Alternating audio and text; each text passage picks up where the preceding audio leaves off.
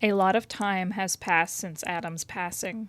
Aklama has informed Seth and many others of her father's death. Together with Seth, she has mourned her father's death and drank the night away in his honor. Sharing stories about her adventures with her dad to Seth had been cathartic. Now the time of mourning had passed and Aklama is back to discovering. She had asked Seth if he would like to journey with her, but just like father, he has a huge family with his wife and wishes to spend his time with them. She has spent months traveling far up north, a region that she and Adam had avoided because it was simply too cold. Now, though, she has 2 heavy coats made from thick fur and her resolve. She is going to see what is up there. Aklama was amazed to find life out in such a cold climate, but she did. She didn't believe it at first, but there was a bear with white fur. Knowing bears, she resisted the urge to go over and pet it. Regardless, she needed to give it a name. White bear would be a little too on the nose, but nothing else came to mind. Dad would be so disappointed if she called this magnificent creature by such a simple name. On her journey here, she did meet many of her brothers and sisters as she traveled, and whenever she asked for directions to the north, some of them would say polar instead of north. With nothing else in mind, Aklama decides to call this bear a polar bear. Good enough. Sarah doesn't know how long she has been sitting outside of heaven, cradling the first man in her arms. She doesn't care. Hours or days can pass, and she'll hold him all the same. Adam had stopped crying for a while now and is simply resting. Sarah looks upon her son and smiles. So long she had only viewed him through a monitor, and now she is finally holding him. Adam stirs from his nap and looks up at Sarah. I'm sorry for running. Adam looks down, feeling guilty. Sarah presses her forehead to his. I forgive you, Adam. Just promise me you won't run from me anymore, okay? You had me very worried, Sarah says. Adam nods his head. Sarah breathes out a sigh of relief. With his promise, Sarah releases him from her hold and lets him stand on his own. She ignores the empty feeling in her wings. Come on, Adam. The angels are waiting to greet you. Sarah extends her hand out to Adam, who is more than happy to take. Together they walked to heaven's gate, which opened for them. Loud music and singing suddenly played, and the angels around them started cheering. Adam wasn't expecting such a grand reception. Flying down towards them was another seraphim, one much shorter than him. The excitement was clear on her face as she landed in front of him with a joyful squeal. Hi, I'm Emily. I'm the other seraphim. Though you can call me M, M-E-E, whatever you want. I go by whatever. She giggles and extends her hand for a shake. Welcome to heaven. Adam can't help but smile at such a joyous creature. He reaches out and shakes her hand. Hi, Em. I'm Adam. Adam replies. Oh, I know who you are. You're the only human Sarah enjoys talking about. Emily giggles as she clasps her hands and starts dragging him away. Sarah follows closely behind. Gosh, I'm so pleased to show someone new around. After you see our realm, you'll never want to go back down, Emily says as she leads him around. Sarah places her hand on Adam's shoulder to get his attention. Of course you'll never go back down. You're here to stay. Adam can't help but admire the buildings and cleanliness of the place. This place is amazing. I can't believe it. Adam exclaims with joy. You better believe it, Emily says. 'Cause here we got no worries, got no burglaries, no strife. It's the perfect afterlife. As Adam looked around, he saw countless angels surrounding him, all admiring the first man. Emily rushes off to get something, and Adam turns his attention to Sarah. Where is Eve and Abel? The 2 of them had died long before him, so he figured they would be in heaven. Sarah had dreaded the question. She didn't want to upset him in the middle of the promenade. You'll see them soon enough, Sarah says reassuringly. They are currently busy. They don't want to see me? Adam questions with pain in his heart, dreading the answer. Eve promised she would never leave him. Fortunately, before Sarah needed to answer, Emily had returned with a plate of ribs. I did a lot of research on your favorite foods, and I know you'll love these. Emily brings the plate up to his face. Oh, I really should... Adam was interrupted by Emily shoving a rib into his mouth. The succulent meat melted on his tongue, releasing a symphony of flavors that danced across his taste buds like celestial harmonies. Adam loses his train of thought and could only now think of the ribs in front of him. Never has he tasted such heavenly ribs before. Neither he nor Eve could come close to creating this taste back on Earth. Emily hands him the plate and Adam starts wolfing down the ribs.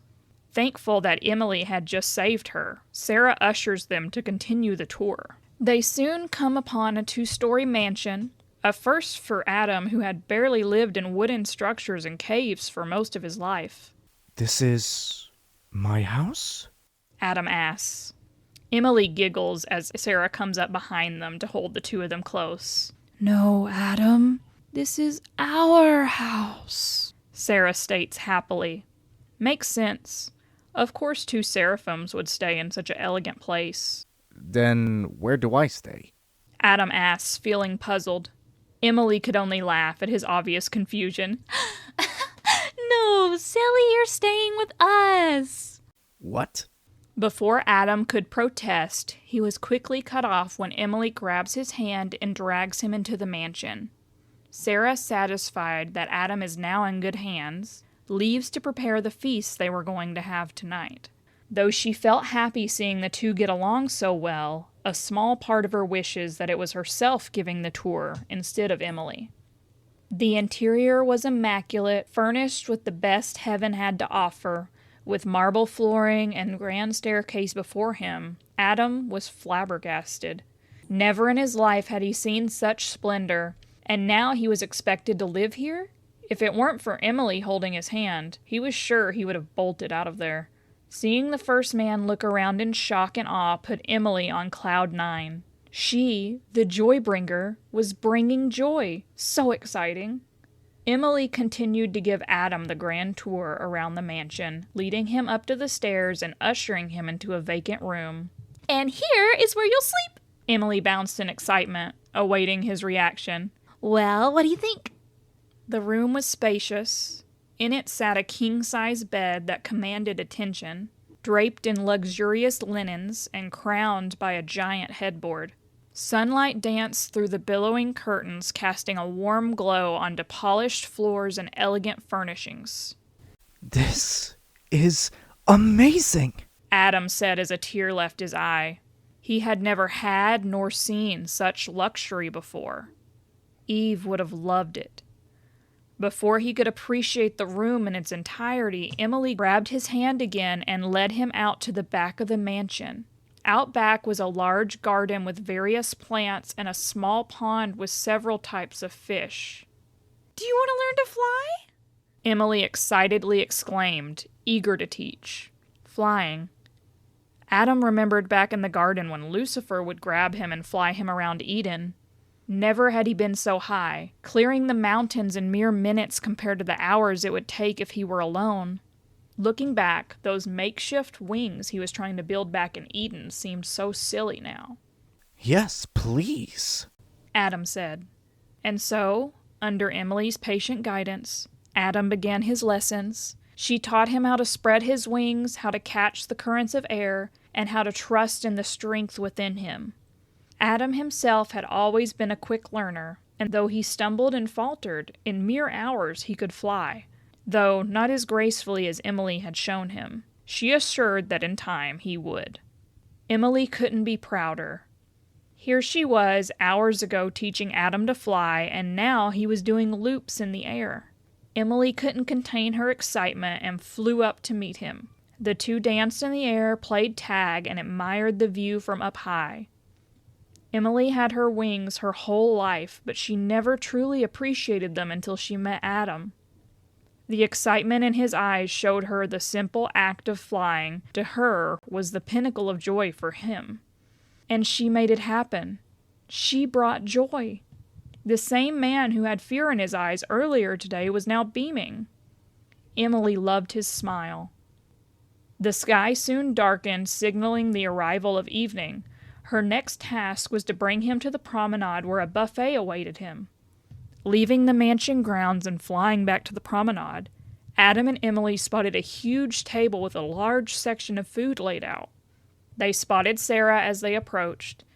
As if sensing their arrival, Sarah turned and was surprised to see Adam flying already. Emily landed beside Sarah, while Adam continued to fly, enjoying his new ability. He's flying, Mom! I taught him to fly! Emily excitedly explained. You've done well, Emily. I expected no less from our first man. Sarah looked up at Adam flying with pride. She hadn't expected him to learn so soon. Once again, she wished she had been the one to teach him, or at least been there to witness it. Watching him take his first flight was as significant as when he took his first steps or said his first words. Regardless, today was a day of celebration, and Sarah wanted nothing more than her son to be happy. Reaching out her hand, she called out for him. Adam! Sarah called out in her motherly tone. Adam's attention quickly turned to her, and when he saw her arms outstretched, he eagerly dove towards her. While his landing was rough, Sarah caught him in her embrace. I'm so proud of you, Adam. You're already flying, and it hasn't even been a day, Sarah whispered to him. All the angels around them cheered at the sight. Once Sarah released him, the angels crowded around him and started congratulating him. Some even asked questions about his life on earth, which he was all too happy to answer. The question of Eve and Abel still lingered in his mind. Adam had never eaten so much in his life before, always needing to ration the food and ensure Eve and his children had enough to eat. Even now, as he felt his stomach on the cusp of exploding, Emily and Sarah were still trying to get him to eat more. No need to be shy, Adam. You can eat as much as you want, Sarah urged, placing another plate of ribs in front of him. She's right. The food is never ending here. So have some more. Emily refills his wine cup. Please, no more. I'm very full. You pretty much stuffed me like a turkey. Adam chuckles, recalling the word turkey brings back fond memories. He remembered when he and Aklama discovered the turkey bird. He had thought of them as something akin to chicken as he inspected the bird, while Aklama had killed another one and got the grand idea to stuff the turkey with some other food items they were carrying. Adam was weirded out at first, but Aklama did inherit more of her mother's eccentric behavior. The turkey they roasted that night was delicious, though. The sound of the clinking pulled him out of his memories as Emily was now making a toast. I would like to make a toast to the man of the hour. It has been nearly a millennium since he left us. But now he is back, and we welcome him with open arms. Cheers could be heard throughout.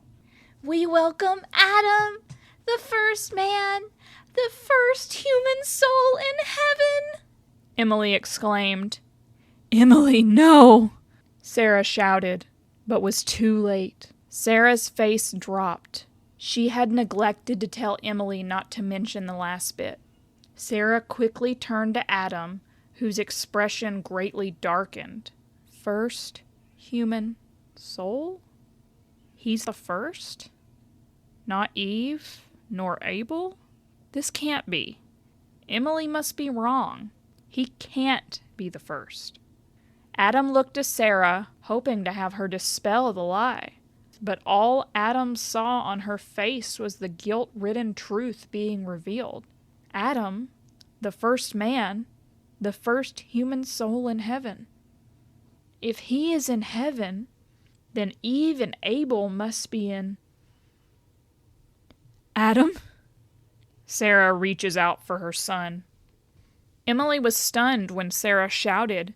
Had she said something wrong? Sarah had told her that Adam would be the first soul in heaven. The party had gone eerily quiet after her toast, followed by a sudden burst of strong winds coming from where Adam had been seated. Everyone watched as Adam took off into the air and raced towards the gates of heaven. Not again. Sarah couldn't lose her son again. If he got out, he might very well find a way into hell. She wouldn't allow it. Adam will stay in heaven. We need to stop him, Emily, Sarah shouted as she unfurled her wings and took off after him. Emily didn't understand what happened, but she took off as well after regaining her bearings. Adam could see the pearly gates. He just had to fly over them and find his way into hell. His sweet Eve didn't belong there, the one who always stood by his side whenever anything went wrong. She always somehow managed to find him even when he wanted to be alone. They promised they would never leave each other. What kind of husband would he be if he left her to suffer in the arms of Lucifer and Lilith? And what of Abel? Was he being their slave? So many ifs. Right now, all Adam had to do was go down to hell, save his wife and son, bring them to heaven. His heroic endeavor was cut short when Sarah crashed into him and brought him down to the ground. He couldn't let it end here. He needed to save his wife and son. Let go, Sarah! Adam shouted as he tried to pull away. Never, Sarah shouted back. You promised, Adam. You promised you wouldn't run from me. Sarah's arms had locked themselves around Adam, but his wings were still free. Flapping with all his strength, he tried to fly. His attempts were futile as she was far stronger and her grip on him was tight. To quell the last of his resistance, her 6 wings encased him in a forceful, loving embrace like a cocoon. That didn't stop Adam from struggling. I'm sorry, Adam, but I will not let you go to hell, Sarah declared. She gathered some angelic power in her lips before pressing them to his forehead. He feels his resolve fading, and he feels himself getting drowsy. The kiss soon sent him unconscious, and Adam went limp in her arms. Yes, this is how it should be. Adam is relaxed, safe, in her arms and wings. She would protect him, even from himself. Emily appeared moments after Sarah had tackled Adam to the ground. She watched as he flailed and struggled, trying to escape and leave heaven. But that was impossible. No one wanted to leave heaven. No one has ever chosen to leave heaven. Yet, as she looked at Adam, all she saw was an unhappy man. He wanted to leave. He wanted to leave because of what she said. She was feeling something new for the first time. It was unpleasant and unwelcome, something she never wanted to feel again, remorse. This was all her fault. She was the joy bringer, and yet here he was, not feeling joy because of what she said earlier. She failed at her one and only job. She wouldn't stand for this. She hated this feeling. She must make him happy. She will bring him joy because she is the joy bringer. Adam will be happy. Welcome to heaven. Oh, check out our sweet decor. The spirit's living. And keep your brimstone off the floor, 'cause here we got no worries, got no burglaries, no strife. It's a perfect afterlife. Welcome to heaven.